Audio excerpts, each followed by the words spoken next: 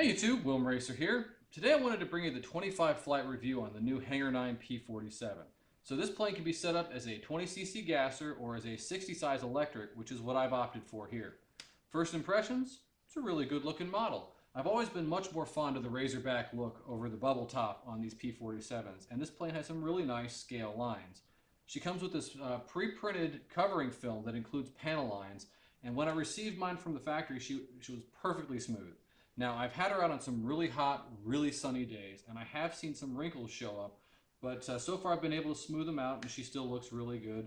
This is the first model I've had with this new printed covering, and so far I'm happy with it, but only time will tell how well it holds up in the long run. She includes decals for 3 livery options, and you can always find tons of other livery options from Cali at Cali Graphics, but I went with the included Burma Yank trim scheme because it sounded like a good time.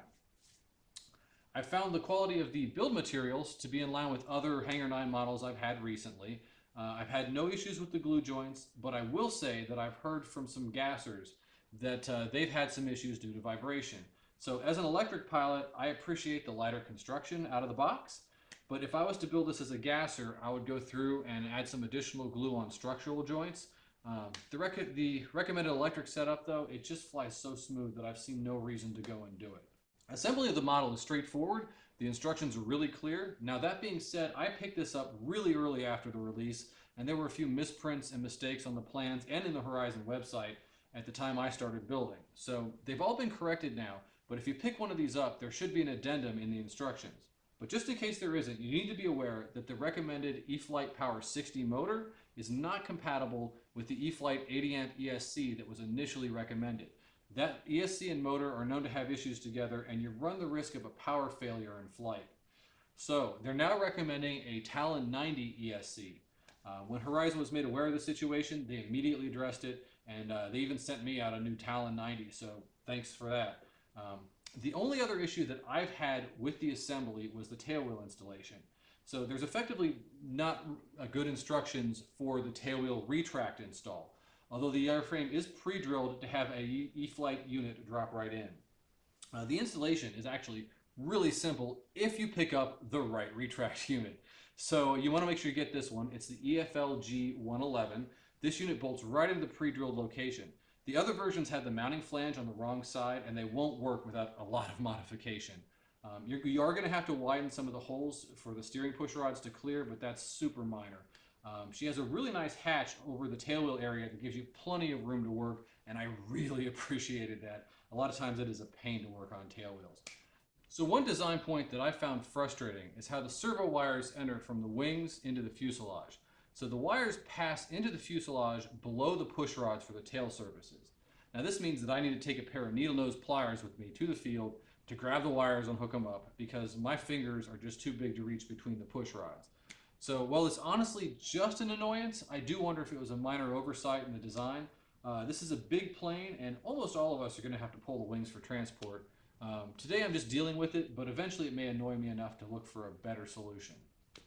As for aesthetics, to be honest, I'm not a fan of the included dummy radial. It's fine for what it is, and you can do what I did and dress it up with some paint, but there are better dummy radials out there, and this model would be a great candidate for one of them. The cockpit detail is really nice for an ARF, and the kit includes a pilot with a torso. To my eye, the pilot looked a little short in there, but that was really easy to fix with a little balsa block and some silicone adhesive. Like the dummy radial, the oil cooler and exhaust wastegate and the supercharger exhaust vent are vacuum formed and painted in a single color. They're perfectly serviceable for an ARF, but they could be more scale, and between other projects this winter, I do intend to replace the radial with a 3D printed version and dress up the other parts with some weathering and detail. The kit includes a really nice pair of wing pylons and bombs, and I've just opted not to install them yet. I didn't want the extra drag on the maiden flight, and she's flying so well I just haven't bothered to add them since. So the big question, how does she fly? Well, this is quickly becoming one of my favorite planes. I've had a chance to fly from the pristine Bermuda grass of Ceph, from a paved runway at DCRC, and I've done most of my flights from the grass runway at NVRC, which is where the review footage was filmed. She taxis really well on all 3 surfaces, and I've had no issues with the retracts or struts. The included 4-inch wheels have handled our grass field really well, and they are firm though. So I'm aware that some folks have opted for softer pneumatic tires. and a few have also gone up to 4.5-inch wheels. Unless you fly from a really rough field, I don't really think that's necessary though. The recommended power system has loads of them, so takeoffs can be as scale as you like or just gun it and pretty go. dang slow. With the P-47's wide stance, she tracks really well and only takes a little bit of rudder. I have my low and mid rates set per the plans, and I have a high rate option with a bit more throw, and I find that I like to fly with my elevator on my mid rates and my aileron and rudder on high. Although, just start off with the recommended rates and see how you like the feel. She's stable, but responsive and predictable, which is great. I'm not a professional aerobatic pilot, but my loops, rolls, split S's, Immelmans, victory rolls, they're all what you would expect from a warbird. She handles wind really well, and she slows down very nicely considering her size and weight. I'm still working out exactly how slow I can get her, but I'm already really pleased. Her stalls are predictable and manageable, and landings, non-event, which I love. Once you're in ground effect, she will glide a little further than you expect, so keep that in mind and bring your power down a little earlier on approach, but she settles down really nicely. So, in short, she flies wonderfully. All the fun of a really big warbird, but none of the bad habits. So, the other big question, how much does she cost, and is she worth it? Well, first thing to bear in mind, this is not a plug-and-play foamy. Today you're looking at $400 for the kit with fixed gear. You'll spend another $620 to pick up the power system, batteries, servos. That puts you over $1,000 without tax or shipping, and you still need to add the receiver of your choice. The main gear retracts will add another $250, and if you can't live with a fixed tail wheel, you're at another $50. So that puts you at about $1,320 before tax, shipping, or a receiver. So personally, I'm running a Spectrum AR8000 receiver with telemetry and 1 satellite, and also an external BEC just to take the load of the 7 servos and 3 electric retracts. So I'll say it again, this is not a plug-and-play foamy.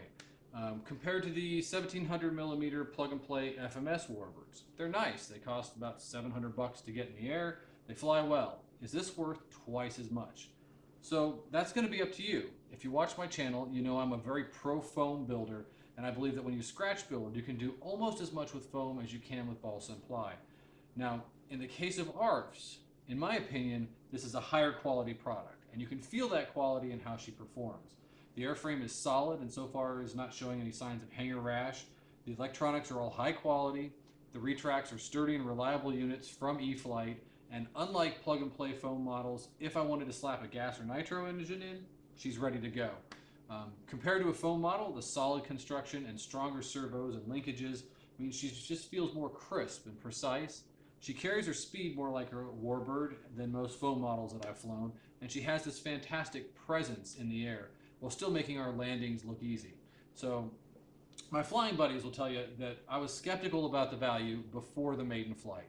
Halfway through the maiden flight, I was already happy with the purchase, and since then I've only become more convinced that the quality, the reliability, the performance, they're worth the money to me. So, as with any model, there are some places where the builder can make improvements, and I will be making a few small modifications in the future to improve the scale appearance. But for now, I'm just having too much fun flying her to bother. If you've got questions about building or flying this model, or if you want to chime in with your experiences, please comment. I'd love to hear your thoughts as well. If you want more content like this in the future, please like and subscribe. And until next time, thanks for watching.